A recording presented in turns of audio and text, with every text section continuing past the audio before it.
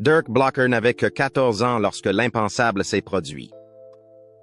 En 1972, son père, la légende de la télévision Dan Blocker, aimé par des millions de personnes dans le rôle de Hoss Cartwright dans Bonanza, est mort subitement. Pendant plus d'un demi-siècle, Dirk a caché son chagrin, enfermé ses souvenirs derrière une résolution tranquille. Aujourd'hui, à l'âge de 67 ans, l'acteur de Brooklyn Nine-Nine se confie enfin, et ce qu'il révèle laisse les fans stupéfaits. Avec une honnêteté crue, Dirk raconte comment le succès massif de Bonanza a façonné, et parfois perturbé, leur vie de famille, la foule constante des fans, les anniversaires manqués, la pression de grandir dans l'ombre d'une icône télévisuelle plus grande que nature. Ces mots révèlent non seulement le poids de la célébrité, mais aussi le fardeau émotionnel qu'elle a fait peser sur un garçon qui a perdu son père bien trop tôt. Et l'histoire commence bien avant Hollywood. Dan Blocker est né le 10 décembre 1928 à DeKalb, au Texas, et son arrivée a été tout sauf ordinaire. Pesant la bagatelle de 14 livres, Dan a établi un record de naissance dans le comté de Bowie, dont les habitants ont parlé pendant des décennies. L'accouchement a été si spectaculaire que même son nom a été inscrit de manière incorrecte sur le certificat de naissance, Bobby Don, au lieu de Bobby Dan Davis Blocker. Sa mère, Mary, aurait enduré l'une des naissances les plus difficiles de l'histoire de la ville. Son père, Shaq, ne se doutait probablement pas que son fils nouveau-né deviendrait un jour un gentil géant de l'écran américain. Les débuts de Dan ont été marqués à la fois par la force et la tristesse. À l'âge de 6 ans, la famille Blocker s'est installée dans la petite ville agricole d'O'Donnell, au Texas. Mais ce déménagement a été précédé d'une tragédie. Un an auparavant, la sœur aînée de Dan, Virginia, était morte d'une pneumonie à l'âge de 11 ans. D'en avait que 5 ans à l'époque. Et cette perte a laissé une profonde cicatrice dans la famille. Une cicatrice qui est restée silencieuse pendant des générations. Dirk parle maintenant de son père non seulement comme d'une icône de la télévision, mais aussi comme d'un homme profondément humain. Une figure imposante qui a porté à la fois le poids de la célébrité et la douleur silencieuse de la souffrance privée. Poor Dirk. Suivre les traces de Dan ne signifiait pas courir après la célébrité, mais trouver sa propre voix, une voix qu'il est enfin prêt à utiliser après 53 ans. Et le monde écoute. Shaq a ouvert une épicerie et ils ont vécu à l'arrière. Dan jouait derrière l'entrepôt. Dès le CM2, il mettait des courses dans des sacs et transportait des sacs d'aliments pour bétail de 40 livres pour les clients. La ville comptait alors environ 3000 habitants, 2 chantiers forestiers, 2 pharmacies et 2 médecins. Dan faisait partie de ce monde. Pas seulement comme l'enfant du commerçant, mais comme quelqu'un que tout le monde connaissait. Sa taille le rendait inoubliable. Mais son travail acharné a incité les gens à le respecter. Dan ne s'est pas contenté de grandir. Il a grandi vite. À l'âge de 10 ans, il mesurait 5 pieds et pesait 105 livres. À l'âge de 12 ans, il mesurait 1,8 mètres et pesait 90 kilos. Il n'était pas seulement plus grand que les autres enfants. Il était plus grand que beaucoup d'hommes adultes. En fait, il travaillait avec eux, sur les camions à grains, sur les élévateurs. Partout où il fallait soulever des charges lourdes. Les habitants de la ville ont même bloqué la rue principale le samedi soir pour que Dan puisse boxer avec des garçons plus âgés. Il affrontait des hommes d'une vingtaine d'années. Il n'a jamais perdu. On raconte même qu'il a un jour soulevé une voiture d'un homme qui était tombé d'un crick. Que ce soit vrai ou non, personne ne doutait de ses capacités. Au lycée, il mesurait 1,8 mètres. Elle pesait 275 livres et portait des chaussures de taille 14 et demi. Son père disait en plaisantant que Dan était trop grand pour faire du cheval et trop petit pour tirer un chariot. Il ne sert pas à grand-chose, mais cette taille allait bientôt faire de lui une star. Lorsque Dan a 12 ans, ses parents l'inscrivent à l'Institut militaire du Texas à San Antonio. Ils espéraient sans doute que la discipline le transformerait en quelque chose de plus qu'une simple carrure. Cette même école avait déjà formé le général Douglas MacArthur. Dan a appris la structure, l'endurance et la concentration. Tout cela lui servira plus tard. Après TMI, En 1946, il rejoint l'université Hardin-Simmons. Il y jouait au football. Avec sa taille, il était fait pour ça. Il avait 18 ans et était bâti comme un char d'assaut. Fort, rapide et respecté par ses coéquipiers. Mais ce n'est pas au football que son histoire va prendre un tournant. C'est ce qui s'est passé à Sul Ross State. Il y a été transféré en 1947 et s'est engagé pour aider dans les coulisses d'une pièce de théâtre de l'école. Le spectacle était Arsenic et vieille dentelle. Et ils avaient besoin de quelqu'un d'assez fort pour transporter de faux cadavres. Dan a accepté. Et un déclic s'est produit. Déplacer les accessoires. Être entouré des acteurs. Regarder tout cela se mettre en place. Cela a déclenché quelque chose au plus profond de lui. Il a soudain vu une autre voie s'ouvrir à lui. Il est passé de l'éducation physique à l'art dramatique. C'est ainsi que le footballeur est devenu acteur. À Sul Ross, Dan a continué à jouer au football. Mais le théâtre est devenu son univers. Il a fait des petits boulots, il s'est produit dans des rodéos et a rebondi dans des bars, juste pour payer l'école. C'est sur scène qu'il a trouvé sa raison d'être. Il avait la carrure pour jouer des rôles physiques. Mais les gens étaient surpris de voir à quel point il était doux et expressif. Ses professeurs l'ont remarqué. Ses camarades de classe l'encouragent. En 1950, il obtient un diplôme d'art dramatique. Tout le monde pensait qu'il ferait du sport. Au lieu de cela, il a choisi quelque chose de plus difficile. Quelque chose sans garantie. Des équipes de football professionnelles ont fait des offres. Des promoteurs de boxe ont également appelé. Mais Dan a refusé. Il ne voulait pas gagner sa vie grâce à ses poings ou à sa taille. Il voulait plus. Il voulait de l'or. La même année, en 1950, il s'installe à Boston pour le Summerstock Theatre. C'était à 2000 miles du Texas, et il ne connaissait personne. Mais il a pris le risque. Il jouait dans des pièces de théâtre hebdomadaires. Il travaillait pour peu d'argent. Il apprenait rapidement son texte et jouait de nombreux rôles. C'était épuisant, mais c'était tout ce qu'il voulait. Dan Blocker pensait être sur la bonne voie pour devenir acteur à Boston, mais la vie avait d'autres projets. En novembre 1950, l'armée américaine fait appel à lui. La guerre de Corée s'intensifie. Et Blocker, qui mesurait 6 pieds, 4 pouces et pesait plus de 250 livres, a été appelé sous les drapeaux. Il n'a pas été facile d'équiper un homme de cette taille. Il a fallu 1 mois entier à l'armée pour trouver des bottes suffisamment grandes pour sa taille. 14,5 pieds. Après son entraînement de base en Louisiane, Blocker a été envoyé au Japon, puis directement sur le front de Corée en décembre 1951. Il rejoint la compagnie F, 2e bataillon, Sainte 79 et régiment d'infanterie de la 45 et division. Les soldats l'ont tout de suite surnommé The Big Un, le combat des rapides. Son unité fut envoyée dans des tranchées glacées le long de la ligne de Jamestown, où la neige, la boue et les balles rythmaient les journées. Blocker est arrivé en tant que simple soldat, mais il n'est pas resté longtemps. Il se distingue par son leadership et est rapidement promu caporal, puis sergent, et enfin sergent-chef. Tout cela s'est passé rapidement. Il ne s'est pas contenté de suivre les ordres. Il a pris les devants. Au total, Blocker a passé 209 jours au combat. La veille de Noël 1951 lui a laissé l'un de ses pires souvenirs. Blocker et son escouade ont été bloqués sur la colline 255 pendant 10 heures.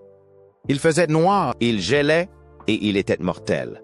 Le 25 mai 1952, les choses sont devenues encore plus sanglantes. En défendant la colline 200, 6 Américains sont morts et 21 ont été blessés.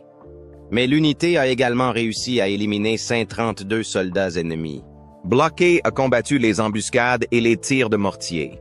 Et au cours d'une bataille brutale, il a été abattu alors qu'il tentait de secourir ses amis blessés. Cet acte lui a valu la Purple Heart, mais il l'a aussi changé. Il en avait trop vu. Après son retour au pays, il s'est prononcé contre la guerre, en particulier la guerre du Vietnam. Il était clair à ce sujet. Il ne voulait pas que des bombes américaines soient larguées sur des innocents, pas après ce qu'il avait vécu. Cependant, la guerre a montré une autre facette de Blocker. Il pouvait diriger sous pression. Il a aidé à planifier et à guider des patrouilles dangereuses dans des endroits comme Pork Chop Hill et Old Baldy. Une fois, son équipe est tombée dans une embuscade. Ils étaient en infériorité numérique et se trouvaient en territoire ennemi. Mais au lieu de battre en retraite, Blocker est resté calme et a mené le combat. Sa carrure imposante l'a aidé à porter les blessés en lieu sûr. Mais elle a aussi fait de lui une cible de choix. Pourtant, il n'a jamais reculé. Lorsque son unité est retirée en juillet 1952, il a reçu une longue liste d'honneurs, le Combat Infantryman Badge, la Korean Service Medal avec 2 étoiles de campagne, le Korean Presidential Unit Citation, et bien d'autres encore. Le 24 septembre 1952, son service militaire prend fin. 2 jours plus tard, il épouse Dolphia Lee Parker, la femme qu'il a aimée pendant la guerre. Il lui avait écrit des lettres depuis la Corée, et maintenant ils étaient enfin ensemble pour de bon. Ils ont organisé une petite cérémonie à Carlsbad, au Nouveau-Mexique. La même semaine, Madame Blocker a repris ses études à l'école normale de l'État de Sul Ross. Il a repris là où il s'était arrêté et a obtenu une maîtrise en art dramatique. Il rêvait toujours d'être acteur, mais il fallait payer les factures. Il a donc commencé à enseigner l'anglais et l'art dramatique au lycée de Sonora, au Texas. Ses élèves se souviennent que sa voix grave résonnait dans les couloirs, surtout lorsqu'il lisait Shakespeare.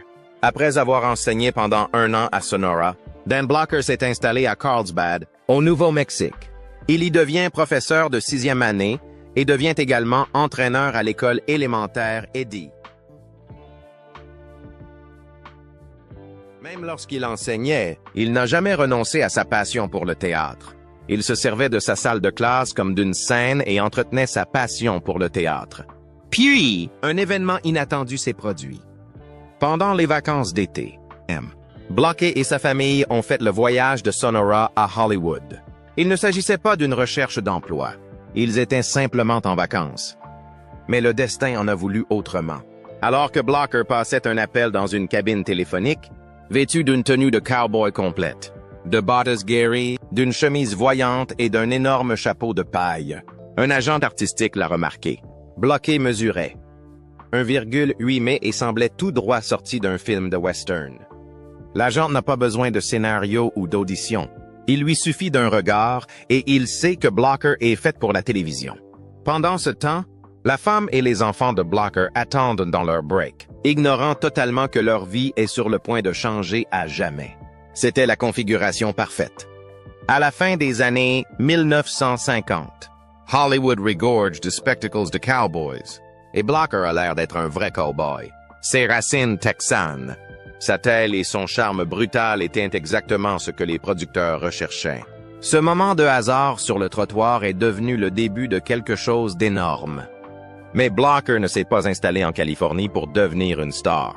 En 1956, il s'est installé à Los Angeles pour obtenir un Ph.D. en éducation à l'UCLA. Il était très sérieux sur le plan académique. Pendant ses études, il a travaillé comme enseignant suppléant dans les écoles de Glendale pour subvenir aux besoins de sa famille. Il a 4 enfants, les jumelles Deborah Lee et Dana Lynn, nés en 1953. Suivi de David en 1955 et de Dirk en 1957. La vie est bien remplie. Il jonglait entre les cours, le travail et la paternité. Mais il a réussi à garder l'équilibre. Dan Blocker n'a pas commencé comme une star. En 1957, il a joué un monstre appelé The Goon dans un court-métrage des 3 Stooges intitulé Outer Space Jitters. Il s'agissait d'une comédie de science-fiction loufoque dans laquelle il était crédité sous le nom de Don Blocker et non sous son vrai nom. Il mesurait 1,8 m, pesait plus de 90 kilos et portait un costume d'extraterrestre complet. Le film ne dure que 17 minutes et a été tourné en 2 jours seulement. Mais il montre que Blocker utilise déjà très tôt sa taille pour attirer l'attention, même dans quelque chose d'aussi stupide qu'un sketch des Stooges. En plus tôt, en 1956, Il apparaissait dans The Sheriff of Cochise, jouant le rôle d'un barman. C'est ainsi qu'il débute à la télévision. Il n'est pas resté longtemps dans le même rôle. En 1956, il apparaît dans Gunsmoke en tant que lieutenant de cavalerie. 2 ans plus tard, il revient dans la même série pour un autre rôle. À cette époque, il est également apparu dans Have Gun, Will Travel It Colt, 45. Et rien qu'en 1957, il apparaît dans de nombreux westerns. Il a joué dans The Rifleman, Cheyenne et bien d'autres. Il jouait toujours les durs à cuire, les hors-la-loi ou les hommes de main. Ses rôles n'étaient pas très prestigieux, mais ils lui ont permis de se faire remarquer. Les gens se souvenaient du grand gaillard à la voix forte. Puis vint Maverick. Cette série a tout changé pour lui. Il jouait un personnage nommé Hognose Hughes. Bloquet dira plus tard qu'il s'agit du rôle le plus important de sa carrière. C'était un western, mais Maverick n'était pas comme les autres. Il y avait de l'humour. C'était intelligent et Blocker s'y intégrait parfaitement. Il n'était pas seulement grand, il était aussi drôle. C'est alors que les directeurs de casting et les producteurs ont compris qu'ils pouvaient allier le charme à la force. L'équilibre entre la comédie et le drame définira plus tard le personnage de Hoss Cartwright. Mais cette découverte commence avec Hognose Hughes. En 1958, il obtient un rôle récurrent dans un autre western, Cimarron City. Il y incarne Tiny Carl Budinger. L'émission n'a pas duré longtemps, une seule saison, mais elle a débouché sur un lien qui allait changer sa vie. Le producteur de Cimarron City était David Dortor. Il se souvenait de Blocker pour avoir travaillé auparavant, notamment dans The Restless Gun, où Blocker avait joué un forgeron et, dans un autre épisode, un éleveur de bétail. Dortor a aimé ce qu'il a vu. Aussi, lorsqu'il a commencé à développer une nouvelle série sur une famille d'éleveurs dans l'Ouest américain, il savait qui il voulait. Lorsque les créateurs de Bonanza ont commencé à travailler sur la série en 1959, ils ne savaient pas exactement qui jouerait la plupart des rôles. Mais une chose était claire. Hoss Cartwright a été écrit pour Dan Blocker. Les producteurs n'ont même pas auditionné quelqu'un d'autre. Ils savaient ce qu'ils avaient. Et ils avaient raison. L'émission a démarré lentement, se classant au 45 rang des audiences. Mais la performance de Blocker a permis de redresser la barre. Peu à peu, l'émission a grimpé dans les palmarès. Quelques années plus tard, c'est l'émission la plus regardée de la télévision américaine. Au début, Hoss n'était pas censé être un personnage sérieux. Il était censé être le grand type lent, une blague, en fait. Quelqu'un qui pouvait frapper fort, mais qui ne disait pas grand-chose. Il a été écrit comme étant simple, voire idiot, mais Dan Blocker n'était pas du tout comme ça. Il mesurait 1,8 m et pesait plus de 90 kilos. 365 dans les dernières saisons. Mais derrière cette taille se cachait un homme titulaire d'une maîtrise. Il avait enseigné l'anglais. Il avait prévu d'obtenir un doctorat. Et il a apporté tout cela au rôle. Au lieu de jouer Hoss comme un idiot, il l'a joué comme quelqu'un de réfléchi, genteel, plein de cœur. Et les scénaristes l'ont remarqué. Ils ont commencé à changer Hoss pour qu'il corresponde à Blocker. Il est passé du statut de personnage comique à celui d'âme de la série. Dès la 3e saison, lorsque Bonanza a atteint la 2e place des audiences, les gens sont tombés amoureux de Hoss. Il était plus qu'un muscle. Il était celui qui avait une boussole morale. Celui qui rappelait aux téléspectateurs ce pourquoi les Cartwright se battaient vraiment. Mais en coulisses, la série était brutale. Contrairement aux séries télévisées modernes qui tournent 10 ou 12 épisodes, Bonanza produisait plus de 30 épisodes par an. Cela signifiait 5 jours par semaine. 14 heures par jour, presque sans interruption. Don Blocker devait se présenter à 7 heures du matin et ne partait qu'à 9 heures du soir. La chaleur, les costumes, l'équitation, les cascades, c'était beaucoup, surtout pour un homme de sa taille. Parfois, il s'évanouissait à cause de la chaleur, mais il continuait. Il a dit un jour qu'il voyait plus sa famille à la télévision que sa vraie femme et ses 4 enfants. En 1972, il avait déjà tourné 415 épisodes. Un tel emploi du temps briserait la plupart des acteurs d'aujourd'hui. Ce qui rend l'histoire de Blocker encore plus douce amère. C'est ce à quoi il a renoncé. Bien avant Bonanza, il avait de grands projets, pas pour la gloire, mais pour un avenir dans l'éducation. Après avoir obtenu sa maîtrise au Texas, il est devenu enseignant. Il enseignait l'anglais et le théâtre, même à des élèves de 6e. Et quand il a déménagé en Californie, ce n'était pas pour Hollywood, c'était pour l'UCLA. Il voulait obtenir un doctorat, c'était son vrai rêve. Le métier d'acteur lui est devenu par accident. Quelqu'un l'a vu porter une tenue de cow-boy et l'a fait entrer dans l'industrie. Même après avoir joué dans Bonanza, il n'a pas abandonné l'école tout de suite. Dans ses premières interviews, il a expliqué qu'il jonglait entre le tournage et les cours. Mais finalement, c'est devenu impossible. Mémoriser des scénarios, tourner toute la journée, faire des interviews. Il a tout absorbé. En 1961, il a mis ses études en veilleuse et il n'a jamais eu l'occasion d'y retourner. Il a déclaré plus tard que le fait de ne pas avoir terminé son doctorat était son plus grand regret. Pourtant, on ne peut ignorer ce qu'il a donné à la télévision. Haas n'était pas seulement un cow-boy au grand cœur. C'était un personnage qui faisait ressentir aux gens quelque chose de réel. Au milieu des années 60, des études ont montré que les téléspectateurs considéraient Haas comme le noyau émotionnel de Bonanza. Blocker a dit un jour qu'il jouait Haas en pensant à une citation. « Si nous pouvons faire preuve d'une quelconque gentillesse, faisons-le maintenant, car nous ne passerons plus jamais par là. » Ah, il était sincère. À l'écran comme en dehors. Au cœur des années 1960, une série régnait sur la télévision américaine. Bonanza n'était pas seulement populaire, c'était un rituel national. De 1964 à 1967, elle a été la première émission du pays, tous les dimanches soirs à 21h. Près de 19 millions de foyers l'ont regardé. Cela représente une part d'audience de 37,3%. En quelques saisons, elle est passée de la 45 et place à la 2e, puis à la 1re. Pendant 9 années consécutives, Bonanza était resté dans le top 5. Aucune autre série n'avait réussi à faire cela. Et il n'y a pas eu que l'Amérique. La famille Cartwright a touché des téléspectateurs dans près de 50 pays. Canada, Brésil, France, Thaïlande et même Arabie Saoudite. Ce n'est qu'en 1967 que CBS a finalement trouvé quelque chose qui pouvait rivaliser. The Smothers Brothers Comedy Hour. Avant cela, même l'émission de Judy Garland n'avait pas réussi à s'imposer. Mais Blocker ne se contentait pas de jouer un éleveur. Il en est devenu un, en quelque sorte. En 1963, alors que Bonanza explosait, il a ouvert un vrai steakhouse.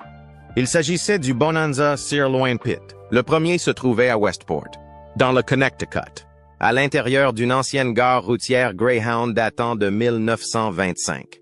L'idée a fonctionné. Les gens connaissaient le nom. Ils lui faisaient confiance. En 1966, deux frères, Sam et Charles Wiley, rachètent la marque et la développent rapidement. En 1965, trois autres hommes ont créé une chaîne similaire dans l'Indiana. Ils l'ont appelée Ponderosa Steakhouse. Les deux marques ont continué à se développer jusqu'en 1989, date à laquelle Metromedia les a rachetées. À cette époque, Bonanza compte environ 6 Cents Restaurants. Les deux chaînes ont fusionné en 1997, mais sont restées sous des noms différents. En 2019, il ne restait plus qu'environ 75 établissements. Pourtant, Blocker avait transformé la célébrité de la télévision en quelque chose de réel. Une entreprise dans laquelle les gens pouvaient entrer, s'asseoir et goûter. Sa carrière cinématographique n'a cessé de progresser. En 1963, il joue dans Come Blow Your Horn avec Frank Sinatra. Il s'agit d'une comédie de Neil Simon, et ça marche. Le film a rapporté 12,7 millions de dollars et a été l'un des meilleurs films de l'année. Puis, en 1968, Blocker et Sinatra font à nouveau équipe pour Lady in Cement. Cette fois, il s'agit d'un film policier. Blocker jouait Rudy Kosterman, un dangereux homme d'affaires. Le film avait cette ambiance grinçante et jazzy du Miami des années 1960. En dehors de l'écran, il y avait quelque chose d'autre que les gens ne voyaient pas. Pendant les années les plus fastes de Bonanza, Les 4 enfants de Dan Blocker ont pris des leçons de karaté avec un certain Chuck Norris, avant qu'ils ne deviennent célèbres. Ils se sont entraînés aux côtés des enfants de Michael Landon. Les acteurs sont devenus une véritable famille. Blocker avait épousé Dolphia Parker en 1952. Ils se sont rencontrés à l'université et sont restés ensemble jusqu'à sa mort en 1972. Leur fils David est devenu producteur et a remporté un Emmy en 1998. Dirk est également devenu acteur. Blocker est resté proche de sa famille. Il n'a pas laissé la célébrité changer cela. Mitch Vogel, qui jouait Jamie dans Bonanza, a déclaré plus tard que Dan était le genre de personne avec qui on pouvait aller boire une bière. Dan Blocker a toujours été considéré comme un géant sympathique à la télévision. Il a joué le rôle de Hoss Cartwright dans Bonanza, un rôle que des millions de personnes ont adoré. Mais ce que les gens ne voyaient pas, c'est à quel point il luttait discrètement. Il mesurait 1,8 mètres et pesait près de 90 kilos. Cette taille lui conférait une présence imposante à l'écran, mais elle comportait aussi des risques pour la santé. Avant sa mort en mai 1972, Dan avait déjà commencé à montrer des signes de problèmes médicaux. Il avait des problèmes de vésicule biliaire, mais son entourage ne se rendait pas compte de la gravité de la situation. Selon les experts médicaux, même si les opérations de la vésicule biliaire sont aujourd'hui rapides et peu risquées, même pour les patients de grande taille, les choses étaient très différentes à l'époque. En 1972, les outils et les techniques n'étaient pas aussi avancés. Certains pensent que s'il avait subi la même opération 10 ans plus tard, il aurait pu survivre. Mais à l'époque, sa taille rendait tout plus dangereux. Il a gardé tout cela pour lui. À l'écran, il souriait. Hors écran, il menait une bataille silencieuse et perdue d'avance. 2 mois avant sa mort, Dan avait décroché un nouveau rôle qui aurait pu changer toute sa carrière. Le réalisateur Robert Altman, qui avait déjà travaillé avec lui, avait choisi Dan pour jouer le rôle principal dans The Long Goodbye. C'était un rôle difficile. Un écrivain alcoolique et déglingué. Rien à voir avec le bon cœur de Hoss. C'est l'occasion pour Dan de montrer au monde qu'il ne se contente pas de jouer les gentils cowboys. Mais le destin en a décidé autrement. Après le décès de Dan, le rôle a été confié à Sterling Hayden. Il a fait un excellent travail, improvisant même des répliques alors qu'il était ivre pendant le tournage. Mais Altman ne s'est jamais remis de la perte de Dan. Il a même envisagé d'annuler le film. Au lieu de cela, il a continué et a ajouté un hommage dans le générique avec un souvenir spécial pour Dan Blocker. Cette seule phrase montre à quel point il comptait pour les personnes qui travaillaient avec lui. Dan Blocker est décédé le 13 mai 1972. Au départ, il s'agissait d'une simple intervention chirurgicale, une opération de routine de la vésicule biliaire. Mais les choses se sont rapidement gâtées. Après l'intervention, Dan a développé une embolie pulmonaire, un caillot de sang dans ses poumons. Il ne pouvait plus respirer. Les infirmières se précipitent dans les couloirs. Un code bleu retentit. Les médecins ont tout tenté pour le sauver, mais à 4 HDX. Mort. Son cœur s'est arrêté. Il n'avait que 43 ans et sa mort a frappé fort. Les fans ont été choqués. En l'espace de quelques heures, les nouvelles se sont répandues dans tout le pays. Les gens n'en revenaient pas. Sa femme, Dolphia, s'est retrouvée avec 4 enfants. 2 filles jumelles, Deborah et Dana, et 2 fils, David et Dirk. Elle a également dû faire face à la tempête médiatique. Ses funérailles ont eu lieu 3 jours plus tard, et des milliers de personnes y ont assisté. Des amis, des co-vedettes, des étrangers, tous ceux qui avaient aimé Hoss. Michael Landon a prononcé un discours court mais profond. Il nous a fait rire. Il nous a rendus meilleurs. Dan a été enterré dans un petit cimetière du Texas, loin de Hollywood, mais jamais oublié. Bonanza en était déjà à sa 13e saison lorsque Dan est mort. La série durait depuis plus de 10 ans et se portait toujours bien. Mais lorsque Hoss est mort, c'est comme si un trou s'était ouvert au centre de la série. L'audience a chuté. Les gens n'ont cessé de regarder, comme l'a dit le producteur Richard Collins. Tout comme nous avons personnellement subi une perte, le public en a également subi une. Le premier épisode de la saison 14 a obtenu de bons résultats, mais uniquement grâce à la curiosité des téléspectateurs. Par la suite, les audiences ont chuté de près de 40%. NBC a attribué cette chute en partie au déplacement de la série vers le mardi soir, mais la vérité est plus simple. Haas manquait aux fans. Ils ne voulaient pas regarder Bonanza sans lui. Même Lorne Greene, qui jouait Ben Cartwright, l'a admis. Il a dit à sa femme que c'était fini. C'est fini. Et il avait raison. NBC a annulé la série en novembre. Le dernier épisode a été diffusé le 16 janvier 1973, après 14 saisons et 431 épisodes. Bonanza était terminé. Au milieu d'O'Donnell, au Texas, un coin tranquille garde le souvenir d'un homme aimé par des millions de personnes. Ce n'est pas une grande ville, et vous pourriez le manquer si vous ne regardiez pas. Mais c'est là, Debout, que se trouve le buste en bronze de Dan Blocker, l'homme que le monde entier connaissait sous le nom de Haas Cartwright. Le mémorial a été inauguré le 4 juillet 1973, 14 mois seulement après la mort de Dan, qui n'avait que 43 ans. Les mots gravés sur la plaque en disent long. Grâce au cinéma, Haas Cartwright vivra. Mais le monde n'a que trop rarement l'occasion de conserver un Dan Blocker. La statue se dresse sur un ancien terrain vague. Il y a des années, il se trouvait à côté du magasin général de son père Shaq Blocker. Dan, connu à l'époque sous le nom de Bobby Dan, avait l'habitude d'y donner un coup de main lorsqu'il était enfant. De l'autre côté de la rue se trouve l'ancien bâtiment de la banque qui abrite aujourd'hui le O'Donnell Heritage Museum. Au deuxième étage, une pièce entière est consacrée à la vie de Dan. Depuis sa naissance, avec un poids impressionnant de 14 livres, le plus gros bébé jamais enregistré dans le comté de Bowie.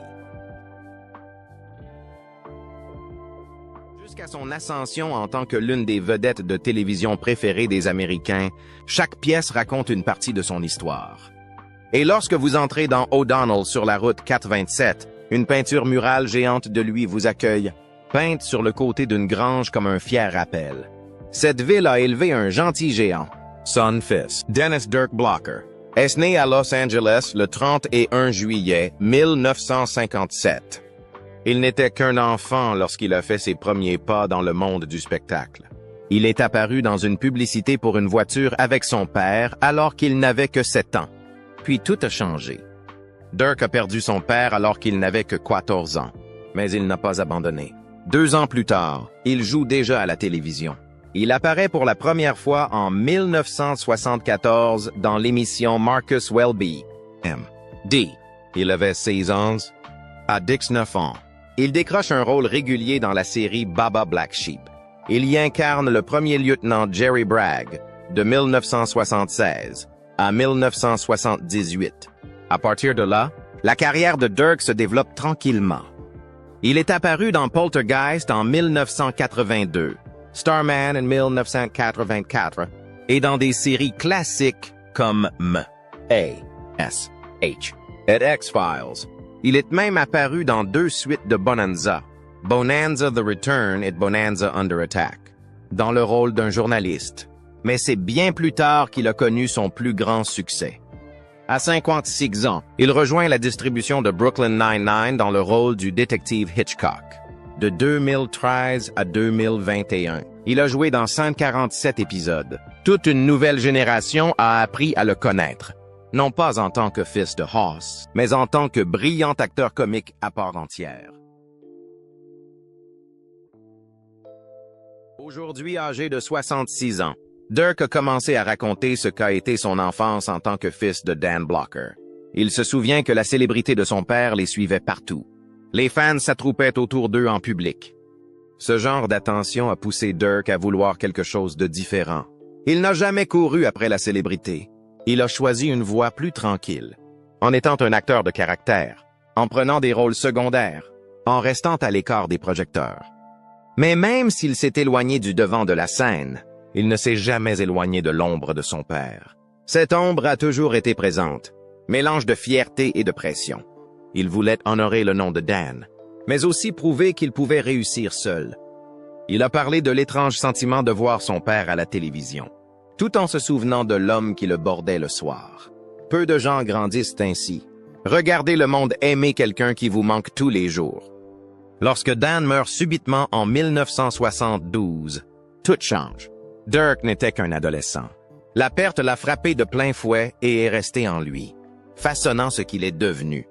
Ce qui a le plus marqué Dirk, ce sont les valeurs vécues par son père. Dan Blocker n'était pas seulement une star de la télévision. C'était un homme honnête et humble. Les personnes présentes sur le plateau ne parlaient pas de son jeu, mais plutôt de sa gentillesse. Il ne s'est pas comporté comme une star. Il s'est comporté comme un homme bon qui est passé à la télévision. Cette honnêteté a déteint sur Dirk. Il a vu comment son père conciliait de la célébrité et la famille. Il a vu comment son père a su garder les pieds sur terre tout en jouant l'un des rôles les plus célèbres de la télévision.